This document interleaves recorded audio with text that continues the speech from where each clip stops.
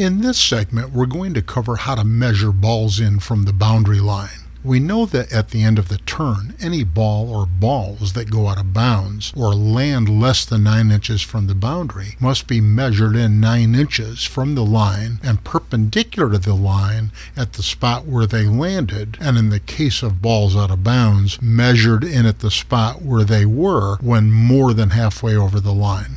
During the turn, the only ball that can be less than 9 inches is the striker ball.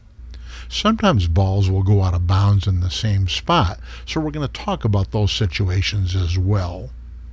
These days, for safety reasons, many clubs and private individuals who have croquet courts are using painted boundaries rather than string.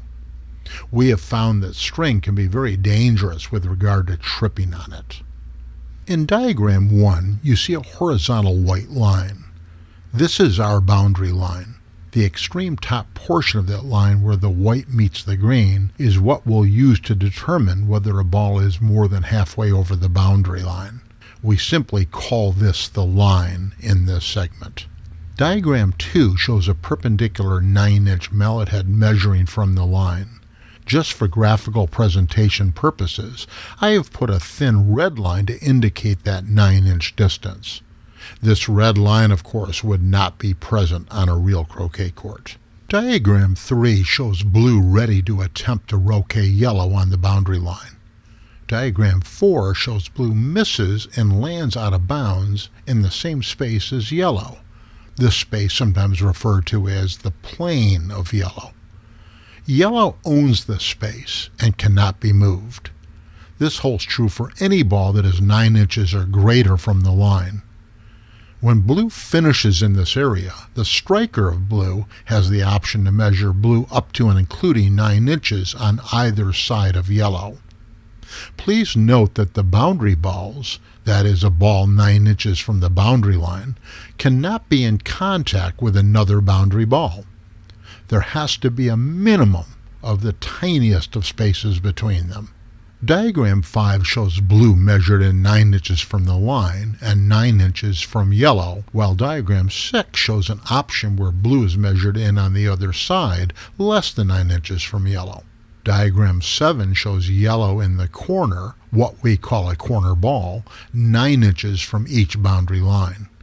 Diagram 8 shows blue attempting to roquet yellow and missing.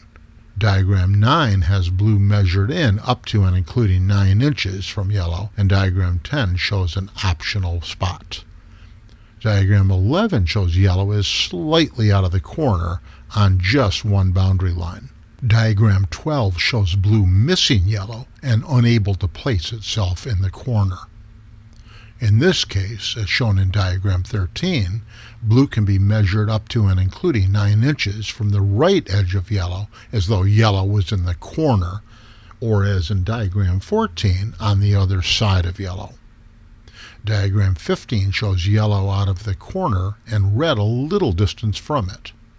Diagram 16 shows blue, if it had missed yellow, going out in its plane, and it would be unable to place itself between yellow and red. Diagram 17 shows blue, if it desired, could be put on the other side of red. Diagram 18 shows red a bit further away from yellow, and in this case, as shown in diagram 19, blue could not be placed where you see it. Remember, blue went out of bounds in yellow's plane, not red's. There would, however, now be room to put blue between yellow and red. Diagram 20 shows blue is about to roquet red.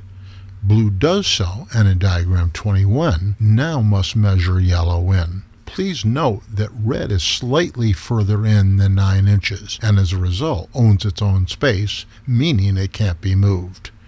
We know blue is ball in hand on red, so in diagram 22, we move blue away so that yellow can be measured in the way we stated earlier. And in diagram 23, blue can go ball in hand on red.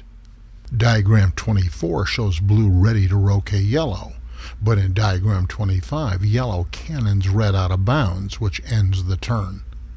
Please note that all 3 balls are in a similar plane, and only blue owns its position, meaning it can't be moved. The striker of blue has the choice to measure either red or yellow in first.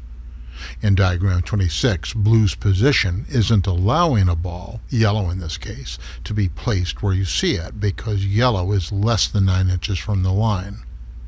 Diagram 27 shows the legal positions for the balls to be measured. There's a lot to be absorbed here in this segment, and it may make sense for you to watch this several times.